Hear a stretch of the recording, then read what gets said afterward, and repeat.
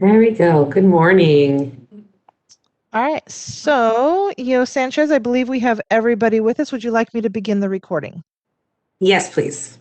All right, This meeting is being recorded. and the floor is yours. Thank you very much. Well, welcome everybody to the Cemetery and Funeral Bureau Advisory Committee meeting. I'm so glad you all are here. My name is Gina Cheverini Sanchez. I'm the Bureau Chief of the Bureau of the Cemetery and Funeral. To begin, I would like to thank all of you who are participating in this virtual public meeting, and I want to extend my appreciation for your patience in the event of technical difficulties, which we had just a few already this morning. I would like to advise all individuals participating in this meeting via WebEx that it is being conducted consistent with the provisions of Governor Newsom's Executive Order N2920. So anyone interested in participating in the meeting for public comment, they must join the meeting via the WebEx and either have mic ability through their computer, or they can use the phone option to make their public comment. The link to the WebEx event, along with information and instructions, are posted on our website cfb.ca.gov. All lines are currently on mute, and as the meeting progresses through the agenda, the lines will remain on mute until I ask for a comment. The public comment period will be available after each agenda item is presented and the committee has had an opportunity to discuss. If you have a comment during the public comment period, type the word comment into the chat box. The moderator will inform you that your line has been unmuted, and then unmute yourself on your end. And public comment will be allotted to 5 minutes to each individual providing comments, and you can make multiple comments. As a reminder to our advisory committee members, once each agenda item is presented, I'll ask us for discussion. If you have any comments or questions, you can press the small raise hand icon on your screen, and the moderator will inform you your line's been unmuted. This approach is necessary to facilitate this meeting and to ensure the Bureau can complete its necessary business. Again, I appreciate everyone's understanding and patience as we navigate this meeting format. Before we get started, I'd like to turn it over to the moderator. Do you have any further instructions for us? Thank you. This is the moderator. When the call for public comment is made, I will be opening the Q&A panel, which is another feature that we utilize in WebEx for processing of public comments. So you will have the option of either using the Q&A feature or raising your hand. I will be checking for both. When you use the Q&A feature, I will provide this screenshot as a reminder of the instructions. So to locate the Q&A, you will look for the question mark inside of a square icon on your screen. And if you click that, it will open a text box where you could type, I would like to make a comment, or simply just the word comment, and then submit that to the panelists, and I will be able to see your request that way. Or you can locate the small hand icon on your screen. Typically, it appears at the bottom of the participant list, and you can click that, which will raise your hand. If you are joining by telephone on the audio call-in feature only, it typically is *3 that will activate your raise hand. If you do utilize the raise hand feature, I would just please request that after you've made your comment, if you could please lower your hand so that we do not think you're wanting to make another comment. Requests for comment will be handled in the order that they are received. And when it comes to looking for hand raises, please be patient, as I may not see whose hand went up first if multiple go up all at the same time, but we will get to everybody's comments. And as Ms. Sanchez mentioned, you will have a 5-minute time limit, and I will be providing a 15-second reminder when you're reaching the end of that 5 minutes. When and if your time has expired, I will mute your microphone and move on to the next commenter. And with that, I will turn it back over to Executive Officer Sanchez.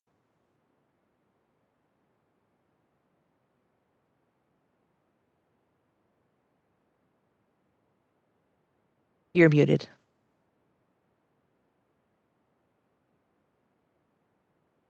Gina, you're muted.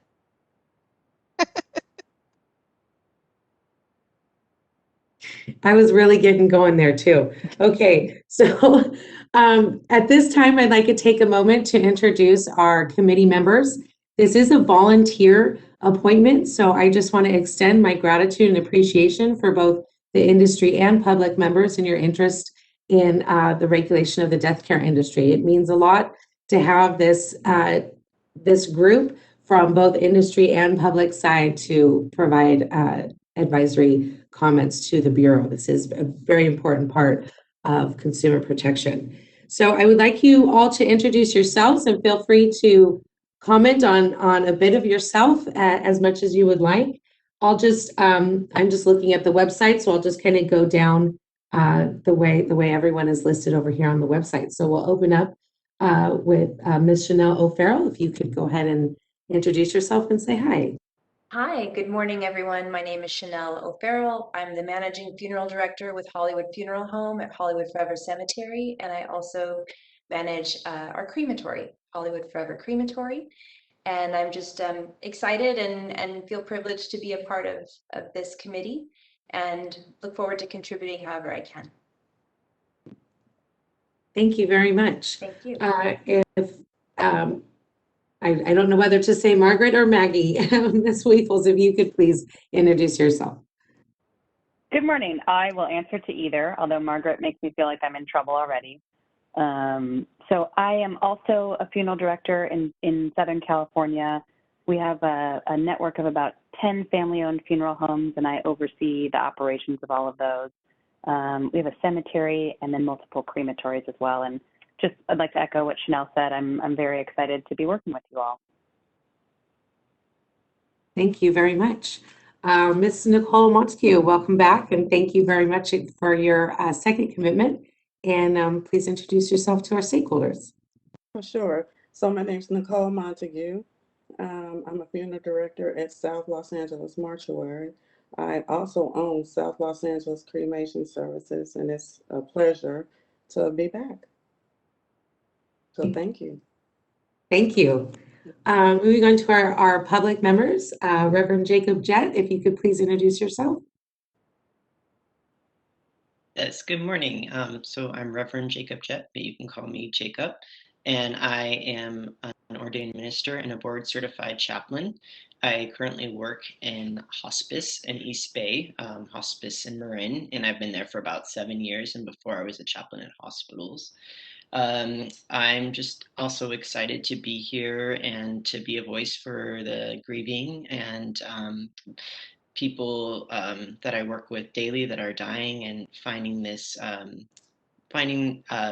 work with in when they're choosing their final arrangements, really gives them a sense of autonomy and this loss of control that they have and a sense of peace that they know where they're going and where their families can go. So I hope to just be of service and a voice for that vulnerable community.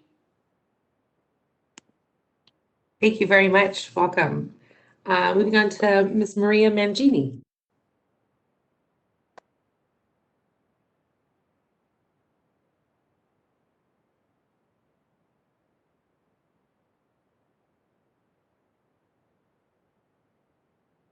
You are muted. There. There we go. Thank you, Ms. Sanchez. I am indeed Maria Mangini. I'm a family nurse practitioner. I've been in family practice in the city of Berkeley for about 25 years with Dr. Frank Lucido, largely because of our age and the age of our patient population. I'm having an increasing opportunity to encounter people who are at the end of life or who have family members at the end of life with whom I already have an existing primary care relationship that's very close and intimate. So I have a particular professional interest in issues around the end of life and memorialization and funeralization. I am also a nurse educator. I've been the director of a family nurse practitioner program for about 25 years. And I'm very interested in the study of what, unfortunately, lots of people can't identify, which is thanatology, which is the study of death in general, as opposed to, say, for example, the study of palliative medicine or hospice care, the interest in the subject of death, which is an academic interest for me as well. And I'm very happy to be here. I'm in, I believe, my third appointment to this committee now. Yes, thank you so much for your dedication to this committee and the Bureau. I appreciate your time. Moving on to Ms. Okui, Ms. Jean Okui.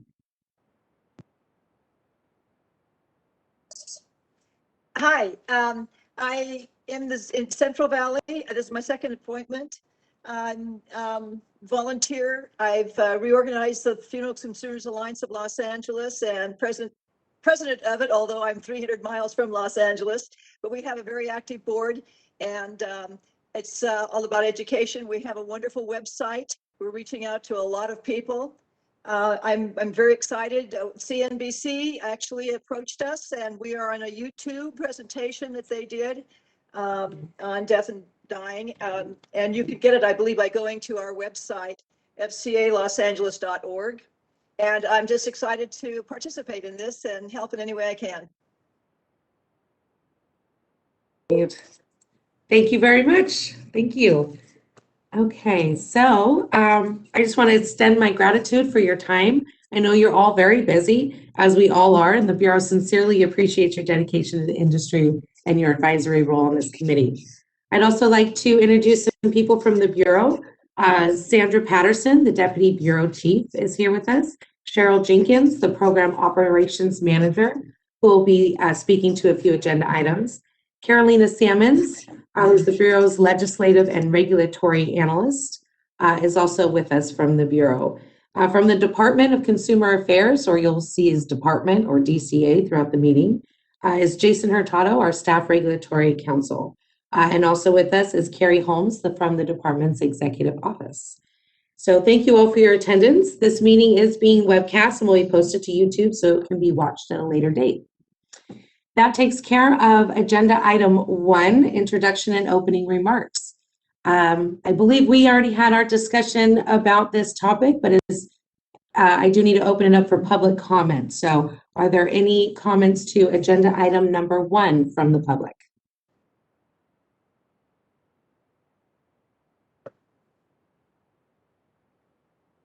This is the moderator. I've opened the Q&A panel. And as well, you may raise your hand. And EO Sanchez, are we just doing public comment in response to agenda item 1, or are we doing comments for items not on the agenda as well? We are just finishing up, that finished up agenda item number 1. Okay. So if there's no public comments, I can move on to 2. I have a little spiel to read first. I do not see any requests in response to agenda item 1. Okay, great. So moving on to agenda item 2, this is for public comment for items that are not currently on this agenda. The Bureau values public input as part of our consumer protection mission. To allow us enough time to conduct our full schedule of business today, I'm limiting comments to 5 minutes apiece. If your comments don't involve an item on today's agenda, this would be the time where you can make them. If you have comments on one of our agenda items, however, we encourage you to wait until we get to that item, where we will give you an opportunity to make comments at that time. We also ask that your public comment relate to the agenda item currently before the Bureau. There are a few other rules that apply. The Open Meeting Act prohibits the Bureau from discussing any item that's not on the agenda. If you do want the Bureau to discuss a topic not on the agenda, you can ask us to consider placing it on a future agenda meeting. Finally, if you have an application, complaint, or disciplinary charges pending against the Bureau, we ask that you not discuss the details of your case or pending complaint during this advisory committee meeting. So at this time, I would like to take any public comment for items not on the agenda. Advisory committee members, you are also allowed to introduce any topics you may want to hear that's not on the agenda.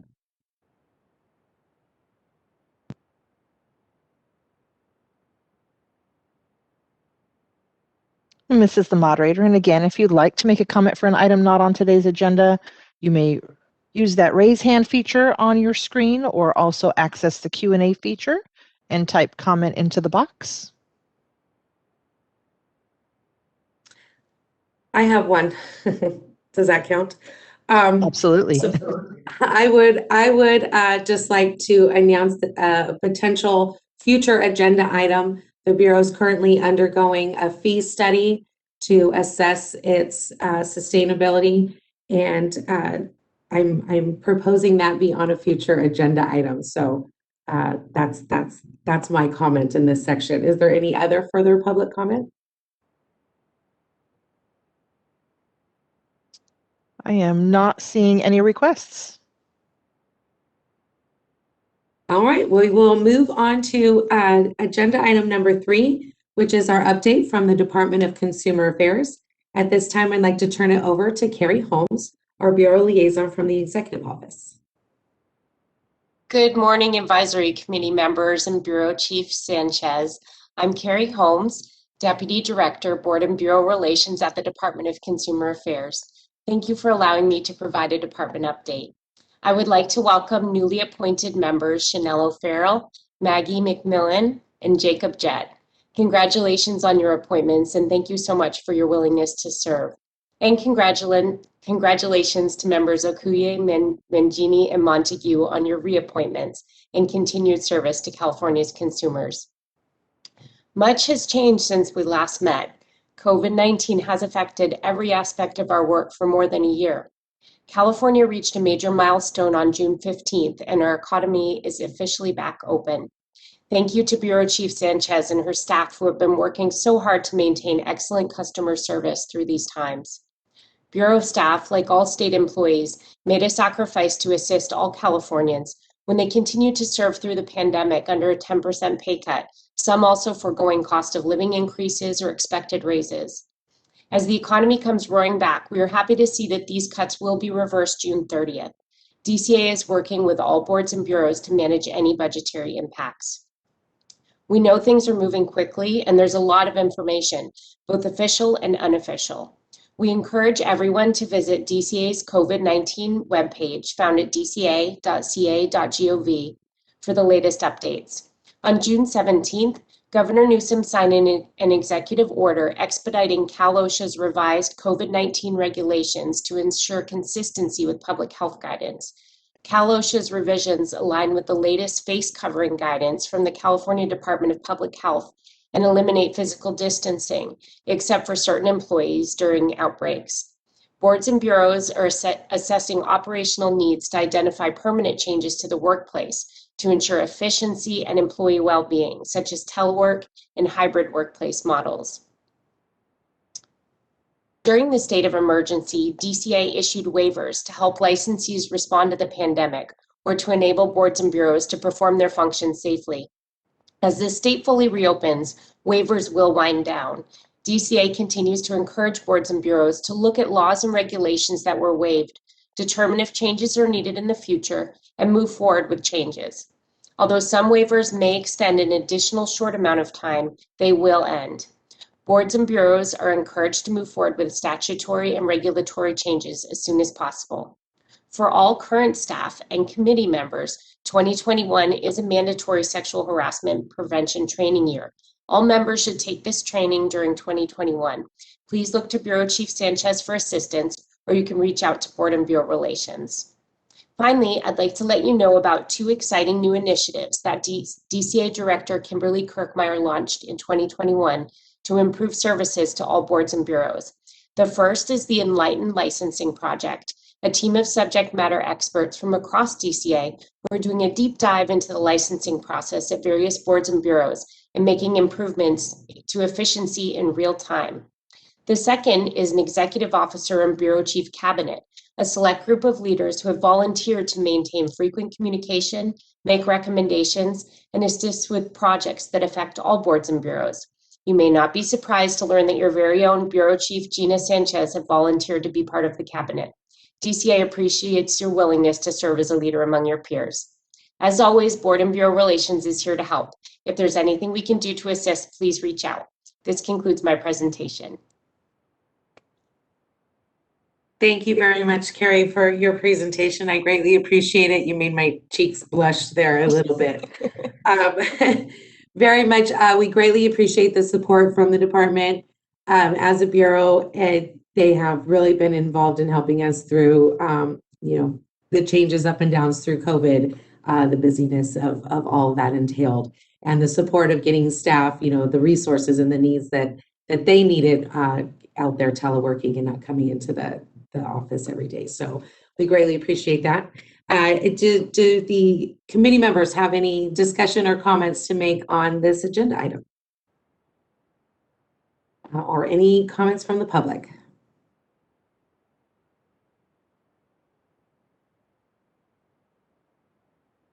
This is the moderator. I have again opened the Q&A panel, and the hand raise feature is also activated. If you'd like to make a comment on this item, please utilize one of those two features.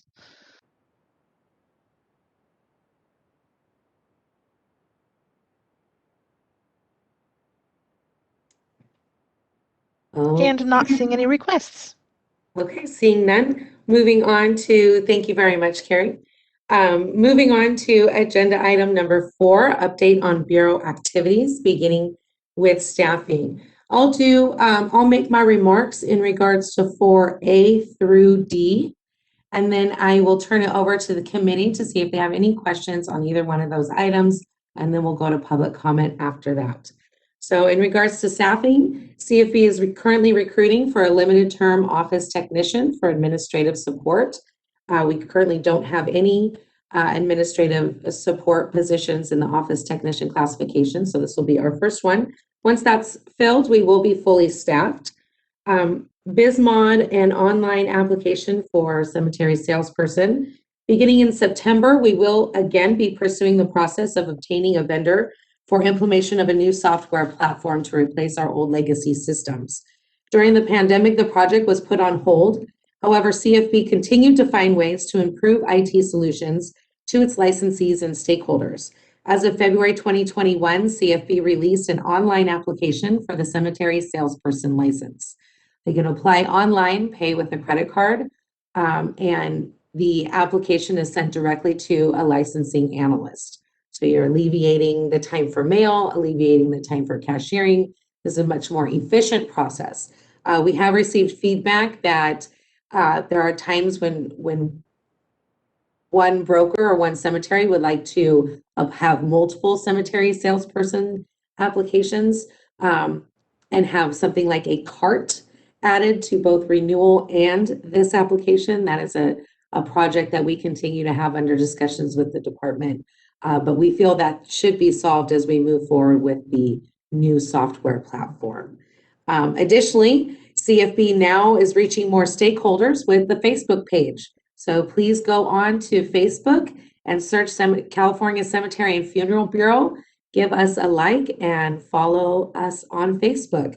We post our meetings there and anything really relevant to the department as a whole, consumers, and of course, anything specific to the Bureau.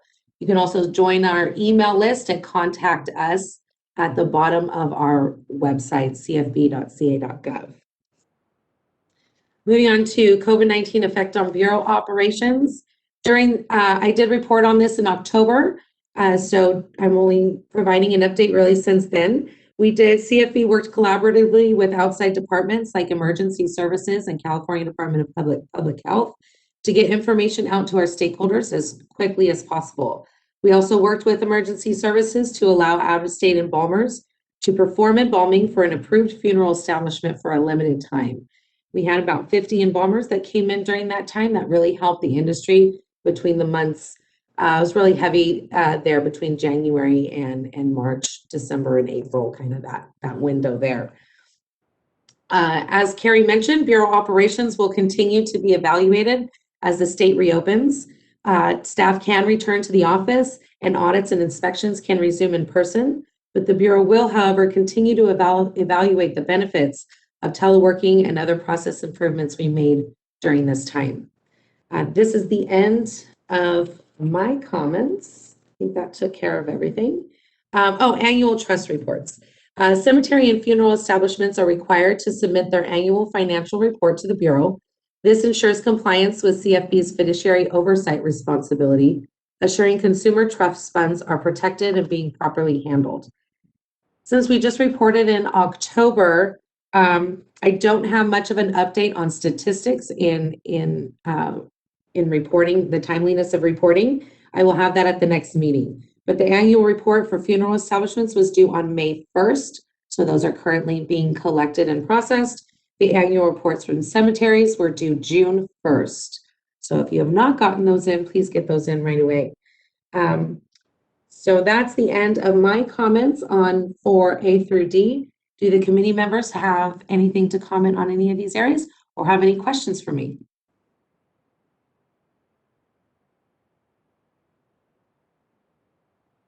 Okay, are there any public comments on this agenda item? This is the moderator. If you'd like to make a comment on this item, you may utilize the Q&A feature by locating that Q&A icon on your screen. Click on it, type comment into the text box, and submit that to the panelists. Or you may also use the raised hand feature by locating that hand icon on your participant panel and clicking on that to raise your hand.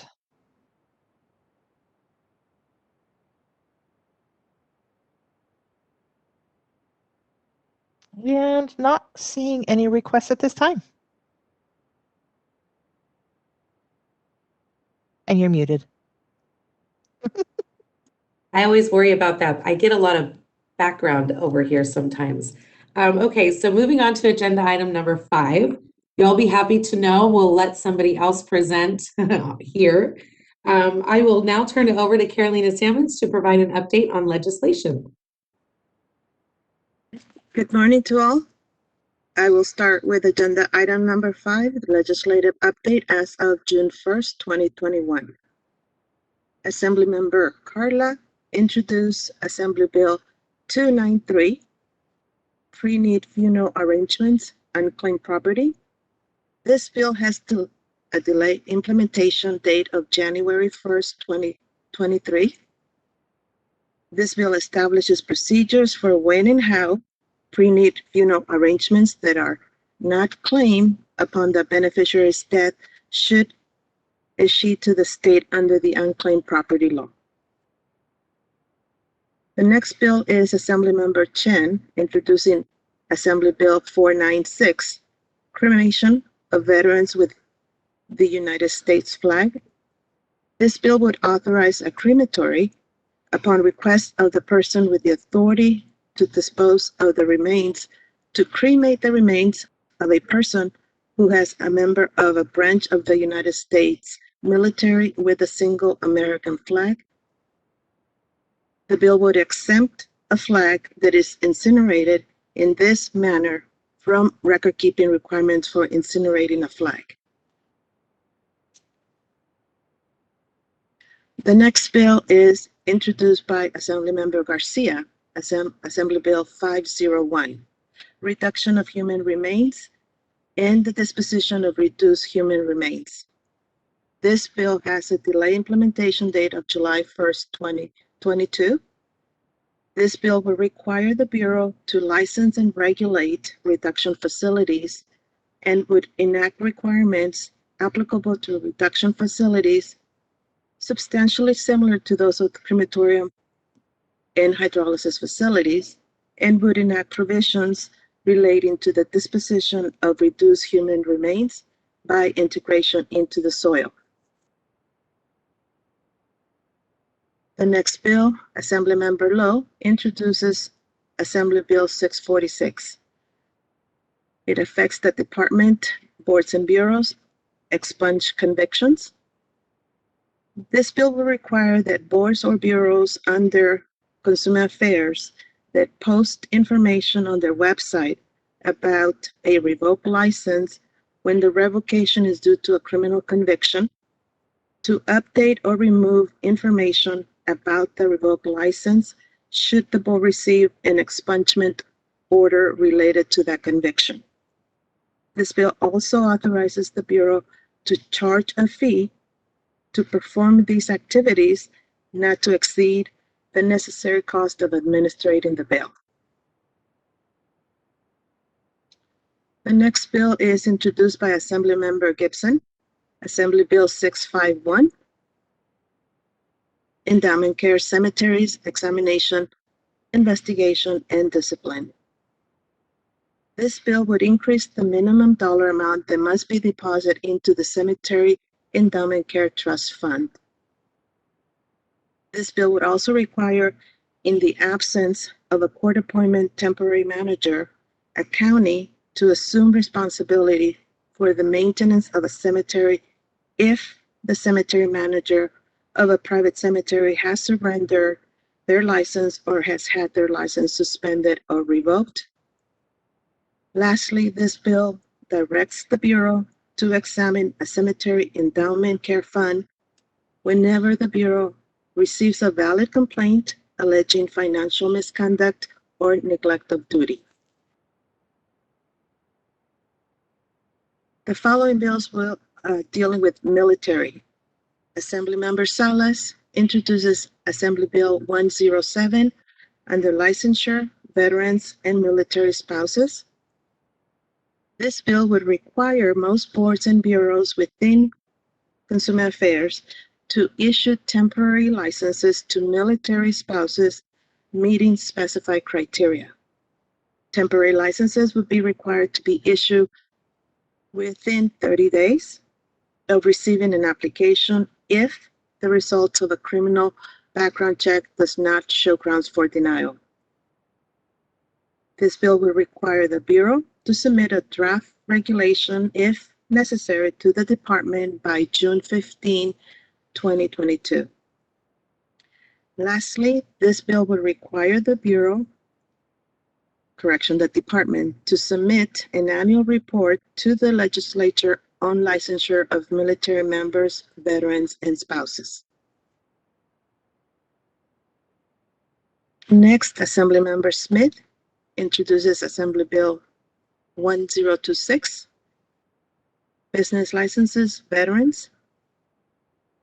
This bill will require boards and bureaus within the department to reduce initial licensing for honorably discharged veterans by 50%. Applicants would be required to submit satisfactory evidence that they are an honorably discharged veteran by providing a copy of their driver's license or identification card with the word veteran printed on it. Assemblymember Cunningham introduces Assembly Bill 1386, license fees, military, partners, and spouses. This bill will prohibit the Bureau from charging an initial application fee or an initial license issuance fee to an applicant who meets these expedited licensing requirements. The bill would also prohibit the Bureau from charging an initial examination fee to an applicant who meets the expedited licensing requirements if the examination is administered by the Bureau.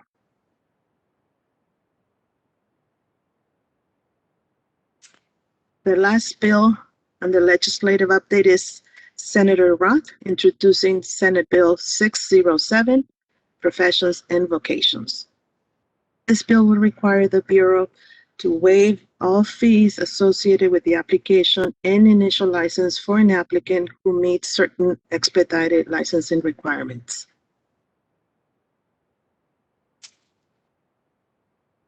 I have a technical, I'm not sure if we're supposed to break for comments now or if I can go ahead and do regulatory update and then do the comments.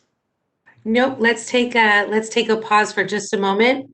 That was definitely a lot of bills. Carolina, thank you so much for providing that detailed description of each bill. I did forget to mention that one of the handouts provided that was online actually it encompasses the detail that Ms. Salmons just provided to us. So if you didn't catch anything or do want a little bit more information, it's always on that document available on our website. There's also another document for the next agenda item to reference as she presents. But in regards to this agenda item, legislative update, is there any discussion at the committee level? Does any committee member have a question for Carolina? Go into more detail for any of the legislation.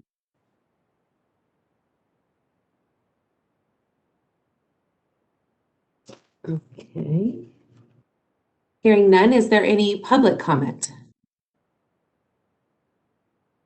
This is moderator. We've again opened the Q&A panel and the hand raise feature is still activated. If you'd like to make a comment on any of these legislative items, you may utilize that hand raise feature or the Q&A panel by locating the hand icon or the Q&A icon on your screen. Our first comment comes from Jerry Desmond. Jerry, your line is open. You will have 5 minutes. Thank you. Good morning, Chief and Advisory Committee members, and welcome to the new Advisory Committee members. I'm Jerry Desmond with the Cemetery and Mortuary Association of California, CMAC, and I thought I would just share the perspectives of CMAC on a couple of the measures that were mentioned in the legislative report that we're engaged in.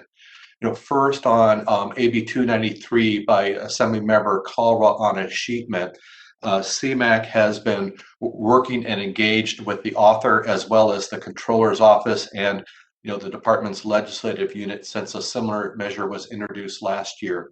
And the provisions of the bill as introduced and currently we support as a reasonable approach to identify pre-need funeral arrangements that are no longer needed and a sheet to the state with the appropriate protections for the funeral establishments and for consumers. And so we're supporting that bill.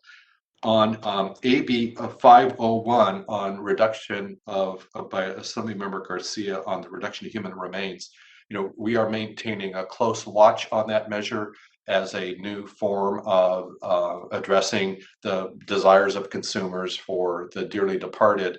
And in its current version, we remain neutral as we're closely watching it as an option. What we continue to have as the lens with which we use to look at these measures is there, and we believe the current version of bill provides for, an adequate notice to consumers of exactly what this new process is, just like with the alkaline hydrolysis that was previously approved by the legislature and that the Bureau is working on regulations for, and that if there is funding for the Bureau's role in overseeing and regulating the new kind of process, that it be self-supporting with the fees that would be paid by the licensees and registrants. And with that proviso, we're neutral therefore on that bill. And then on AB 651, the measure that would address the endowment care funds as well as other provisions as reported in regards to a cemetery down in Assemblymember Gibson's district down there in Compton. The provisions of the bill that address the minimum contributions to endowment care funds, CMAC believes are important. They were part of the Bureau's recommendations in 2017, its report and recommendations to the legislature. We have developed and are addressing with the author and others provisions that would slightly revise the increases to stagger them over time and to stagger over the time because they would be significant increases over time so that the shock to consumers wouldn't be overly shocking, but to get to the same increases that are discussed in the current version of the bill. And with a commitment by the author to make those revisions, I believe CMAC will support that provision of that bill. And on the other provisions, regarding a government role with abandoned cemeteries after a license has been revoked. It's a delicate and challenging issue.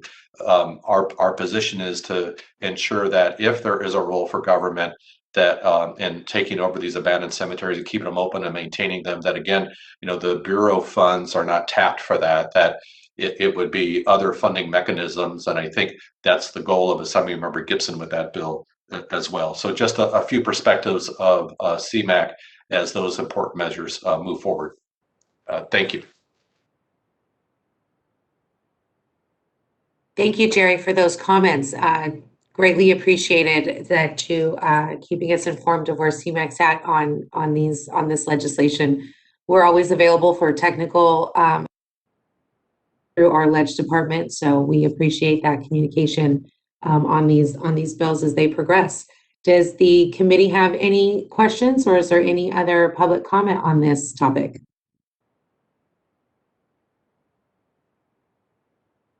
I see no further requests for public comment. Okay, moving on to agenda item number 6 then. I'll turn it back over to Ms. Sammons to provide an update on regulations. Oh, excuse me, did I say 6? I meant 7, right? No, 6. I was right, 6. So in regards to 6, there's also a handout, as I mentioned, which is available online for the regulation update, so you can follow along. Okay, there you go, Carolina. Thank you, Ms. Sanchez. I will start with the regulatory update as of June 1st. Assembly Bill 2138, Statutes of 2018, Substantial Relationship Rehabilitation Criteria for Applications and Licensees. This bill was implemented on July 1st, 2020. The Office of Administrative Law approved the funeral rulemaking file on May 10th, 2021, and the cemetery rulemaking file on June 1st, 2021. The regulations were effective on the date of approval.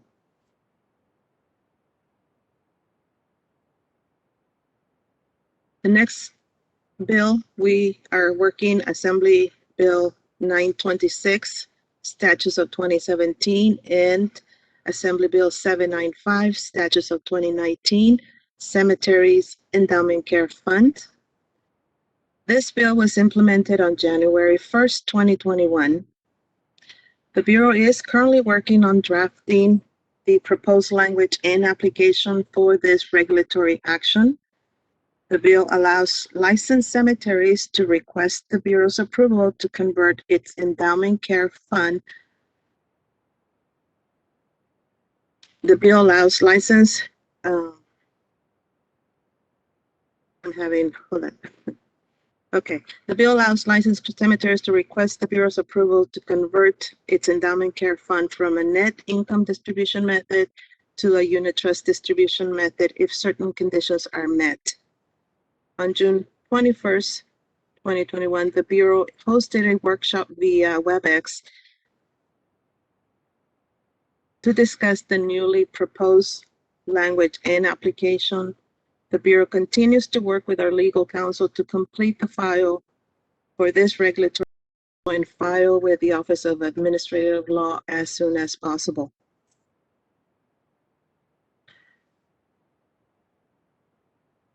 The next, Assembly Bill 967, Licensure and Regulations of Alkaline Hydrolysis. This bill was implemented on July 1st, 2020. Office of Administrative Law approved the rulemaking file on June 17, 2021. The regulations were effective on the date of this approval. Lastly, Section 100, modify Form 16CA certification affidavit. Section 100, non-substantive change. This change, without regulatory effect, modifies Bureau Form 16-CA certification affidavit by removing a reporting requirement regarding the applicant's criminal history. This is as a result of Assembly Bill 2138, Assembly Member 2, Chapter 995, Statutes of 2018, and added information regarding expedited licensure for applicants who meet certain criteria regarding immigration status as a result of Assembly Bill 2113, Law, Chapter 186, Statutes of 2020. Office of Administrative Law approved the changes and was effective on February 16, 2021. So you will be able to see our new modified form. This concludes my presentation. Thank you. Thank you very much. Very thorough.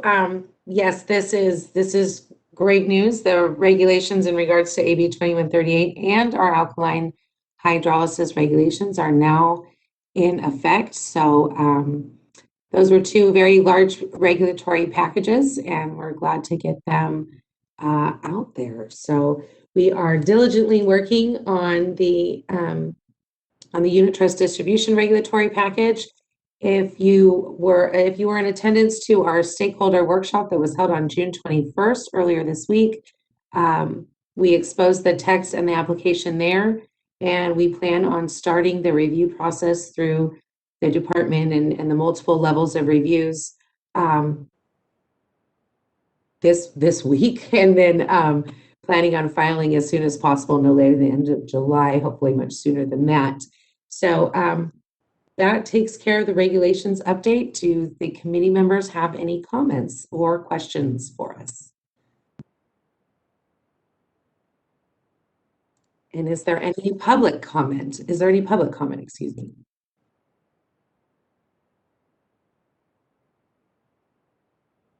This is the moderator. We've again opened the Q&A panel, and your hand raise feature is still available for use. Our first comment comes from Jerry Desmond. Jerry, your line is open. You will have 5 minutes.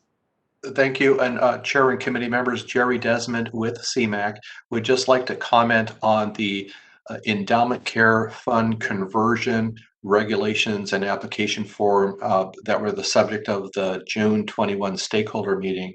CMAC would like to express our appreciation for the extra time and effort and dedication that the Bureau and the department have made to the development of a complicated package of regulations and applications. Ourselves and other stakeholders participated in June 21, and we think that that package is just about ready to. It looks great. We had one little comment to make that is not really much at all, and believe that it's a good package that reflects the statutory direction and authorization. And so we want to just extend our appreciation for the extra effort that's been made on that difficult package. Thank you.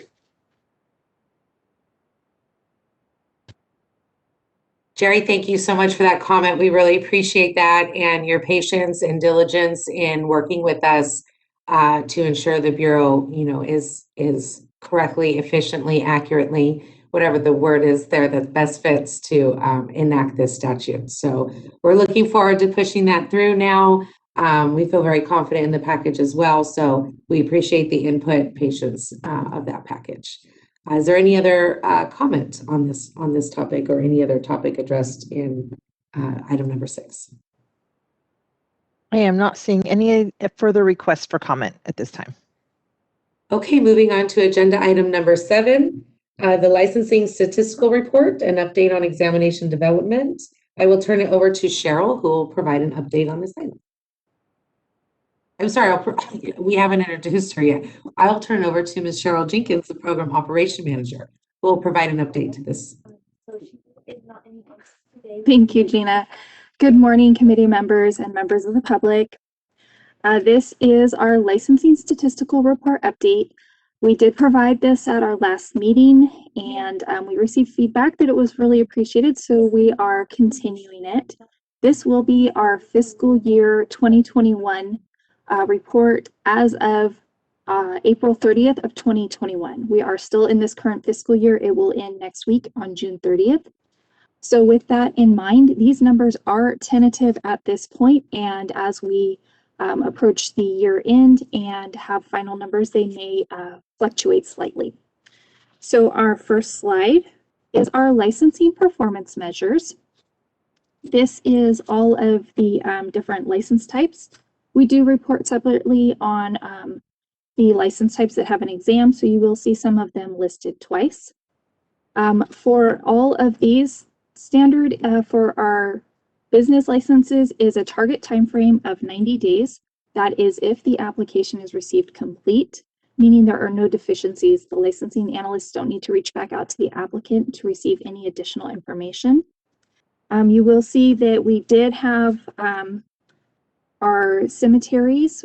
Last time we did not have any cemetery applications. As of April 30th, we had received 5 that were complete. Due to the complexity of these applications, there's a lot of information that's required. These did exceed our target time frame with 118 days. They all were received at the same time though, so it was a lot of work for my one licensing analyst that processes business applications. Additionally, we did go a little over on our funeral establishments. There was also an influx of a lot of our maintenance applications during this past year as well, so there's a little bit of a juggling.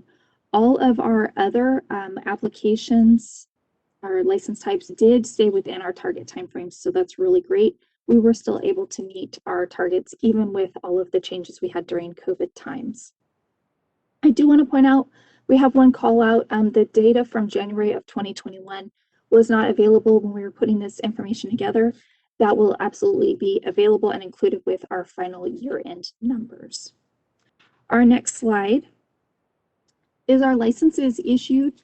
I was able to do a side-by-side comparison, so I've included the numbers from fiscal year 1920 During 1920, we issued a total of 1,030 new licenses. Year to date, so far for 2021, we are at 746. We are going to have an increase as we do start to receive an influx of cemetery salesperson applications during this time, because those licenses are also on a fiscal year, so they're effective from July 1 through June 30th. So our licensing does pick up around this time. Our next slide shows our license renewals. As of right now, we have license renewal of 5,281.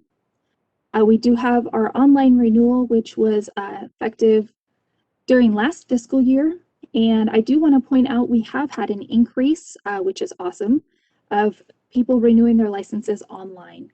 Last fiscal year, our reporting was about a third online, and now we have increased and we are almost at half. So that's great. Renewing online, it updates your license within 1 business day versus having to mail it in and having your check processed. So we always encourage people to update and renew online if they are able to. Our next slide shows our current exam pass rate for the 5 exams that we do administer. We do have, you'll see on the funeral director that our pass rate is a little under 50%. This has been pretty standard as a pass point for the Bureau for quite some time. That is not out of the ordinary, unfortunately. The one that has changed is our cemetery manager. That has a little bit of a higher fail than it did previously. All the others are fairly in line with what our standard is from our statistics each year. And the next slide, this is our most common application deficiencies. So the licensing analysts process the applications as timely as they can. However, when there are items missing from the application, they do have to reach back out to the applicant, and that does delay us approving the application. So our most common is people forget to include their request for live scan form showing that they've submitted their fingerprints. For the personal applications that require an education component, we do need to receive your official transcripts sent directly to us from the Educational Institute. I do want to point out that during COVID, we have had some schools start to submit them electronically to us. We have accepted that on a case-by-case basis as long as they are still being emailed directly from the Educational Institute. For the business applications, we frequently see that the contractual agreement to share prep and storage is missing, or you do not have a zoning letter if you're doing a change of location or a new application. And then we do still have to receive separate payment for cemetery and funeral fees. If you do combine your check, one of those will be processed and the other will be returned, and it's kind of a toss-up which side is going to get processed and which will get kicked back. That concludes the licensing statistical updates. I will turn it over to Gina to open public comment. Thank you very much. Looks like we're doing good on the licensing side stats. Is there any comments or questions from committee members?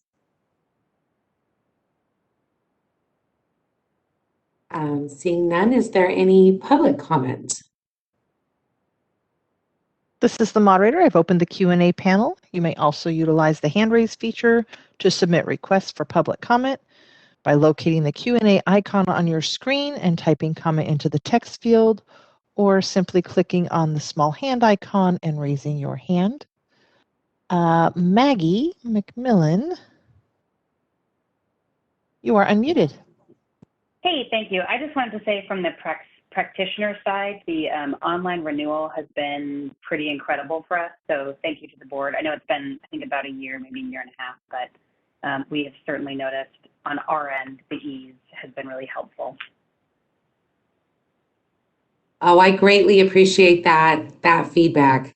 Getting, we have many different license types here. We're now up to 14 with alkaline hydrolysis. So getting all the license types besides, of course, apprentice and bombers up there online to renew has been definitely a huge milestone for us. And to see it go up to 50%, I was looking on my screen to see if there was that little hand clap thing, because I'm excited to see that.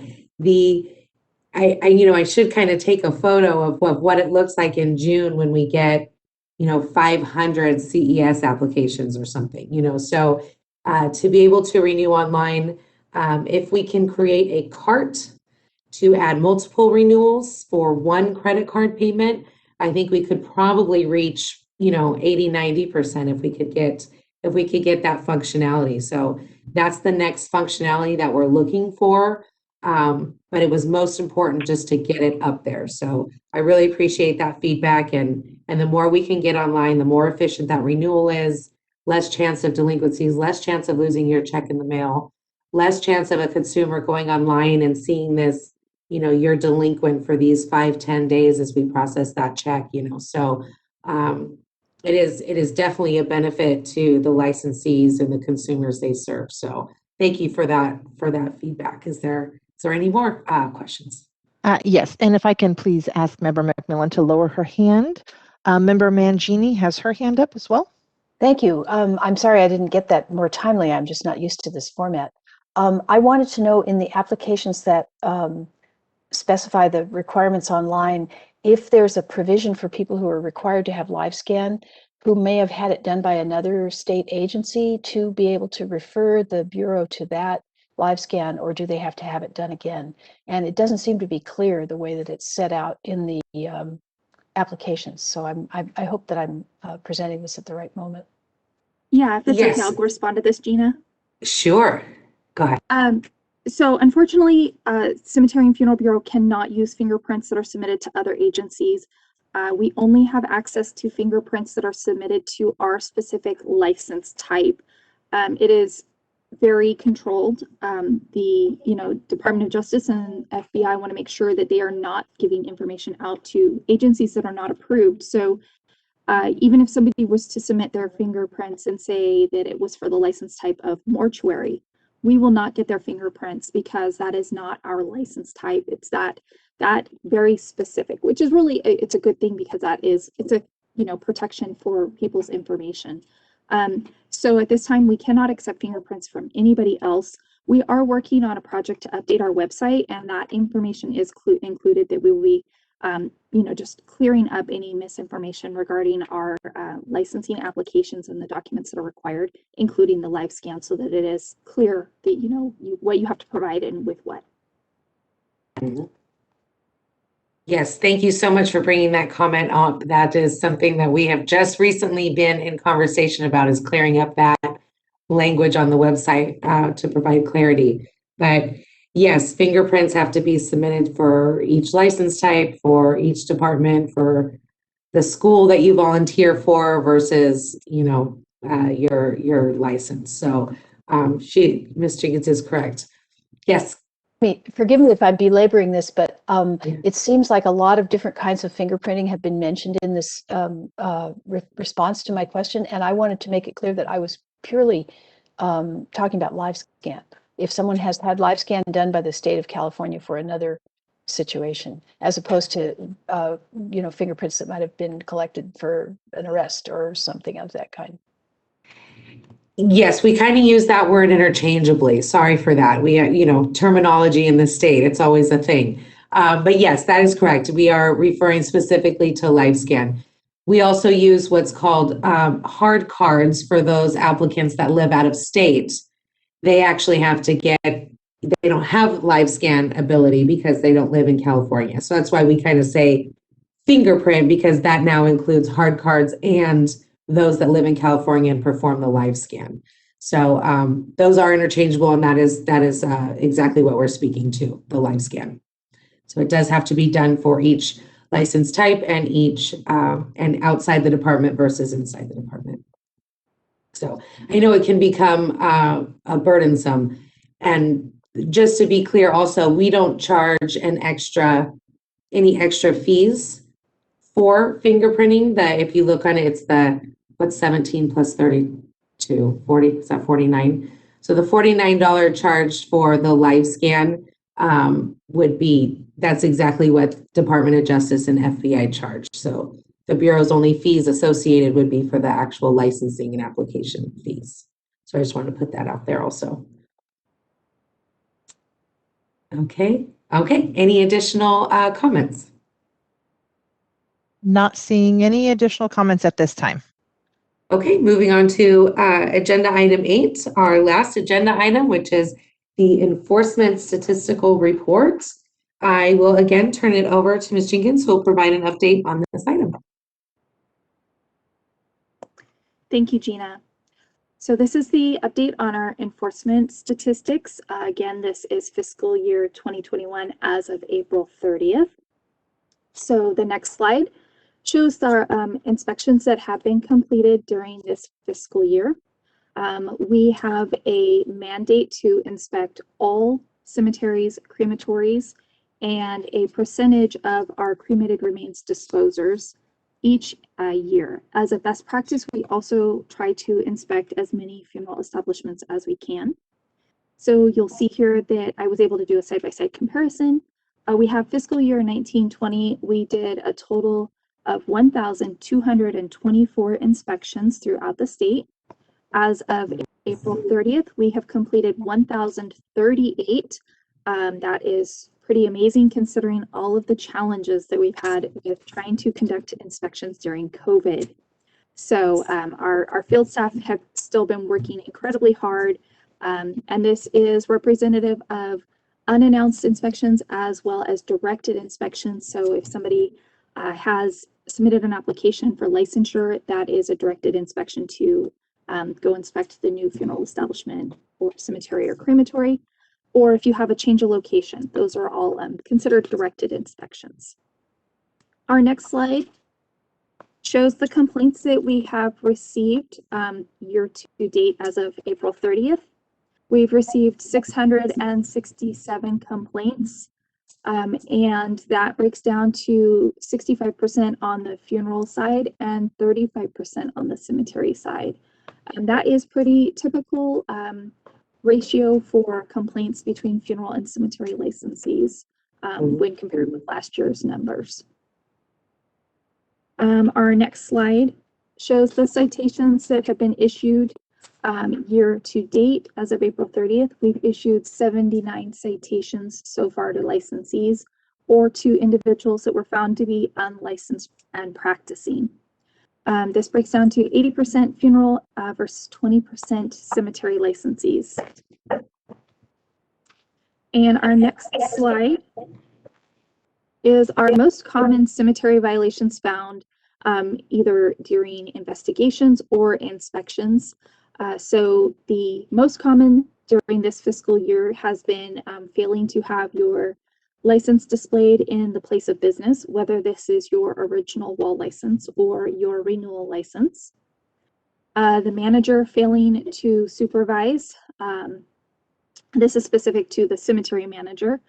So the cemetery manager was the second most common violation, failing to make sure that the cemetery was in compliance with all laws and regulations. The next most common was cremated remains disposers failing to submit their annual report. They are required to submit an annual report to the Bureau every year at the end of the fiscal year, just reporting the number of scatterings they've completed. Our next most common was for cemeteries failing to follow their maintenance standards and perform minimum required maintenance. And then the next was failing to post required information at all public cemetery entrances. Our next is the funeral most common violations. The most common on the funeral side was for the funeral director failing to ensure that the funeral establishment maintained full compliance. The next was that funeral establishments did not have the price range and on the general price list and the casket price list match. So sometimes there are discrepancies. You know, if you've updated one list and you forget to update the other, that's pretty common to find during inspections. Our next is for unprofessional conduct, gross negligence, gross incompetence, or unprofessional conduct in practice, funeral directing, or embalming. And again, also failing to make sure you have your license posted in the place of business. And last is failing to obtain an executed pre-need funeral agreement for all cases. And that is for the enforcement statistics. Gina, do you want to take public comment on this before we go to exam? Yeah, my oversight, I skipped 7B if anyone's following along with the agenda. So let's take comment on the enforcement statistical report. And as Cheryl mentioned, we'll circle back to 7B, the update on exam development. So is there any committee comment, discussion or questions for Cheryl on the enforcement statistical report? Or any public comment? This is the moderator. I've opened the Q&A panel. Again, if you'd like to make a public comment, you can locate that Q&A icon on your screen, click on it and type comment into the text field, submitting that to all panelists, or you may also utilize the small hand icon to raise your hand and I will capture your request that way.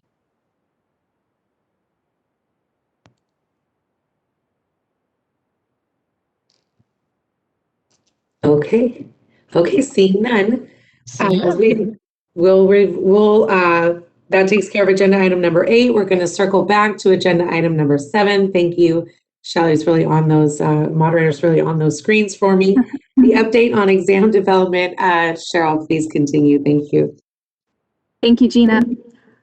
Okay, so we have 2 exam updates. Our cemetery broker exam, we actually started this the previous fiscal year. So in fiscal year 1920, we completed the occupational analysis for this.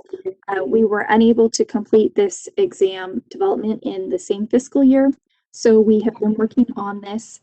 We recently completed the last workshop that was needed for this. That occurred on June 1st and 2nd.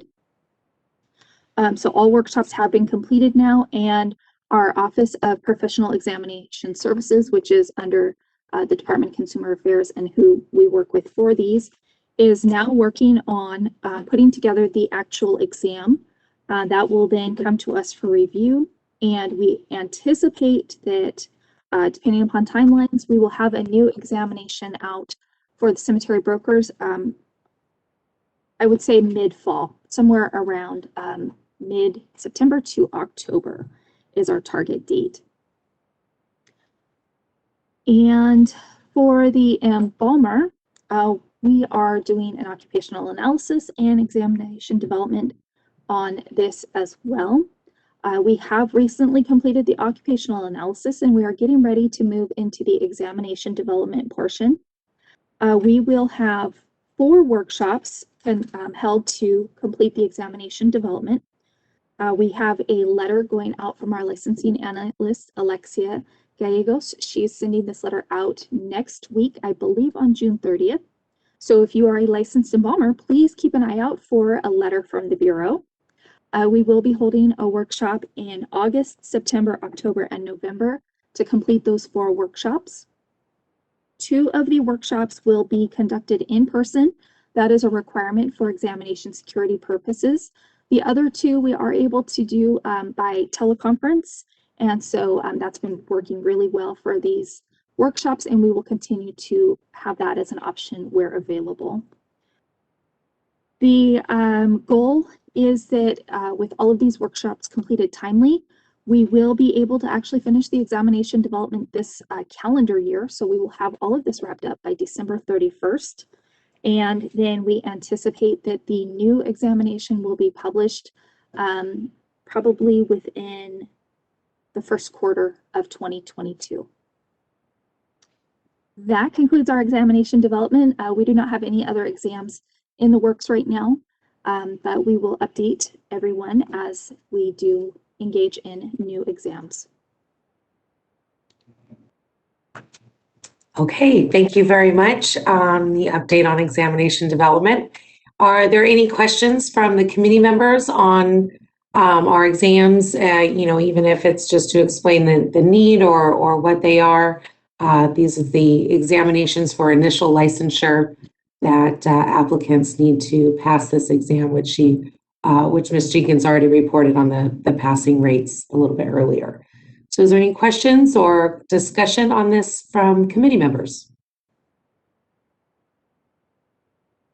or from the public?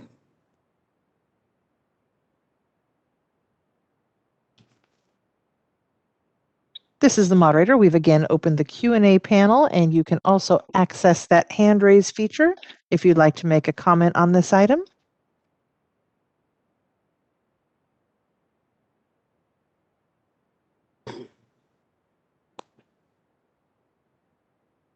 And I'm not seeing any requests. Okay, well, as there are no further comments, that takes care of this meeting. And I am adjourning the Cemetery and Funeral Bureau Advisory Committee meeting. I want to thank everyone for their attendance, committee members and stakeholders, and appreciate the Bureau staff and departmental staff that made this happen today. Please like us on Facebook and follow us so that you know when our next meeting is. And I thank everyone for their attendance. I now adjourn this meeting. Thank you.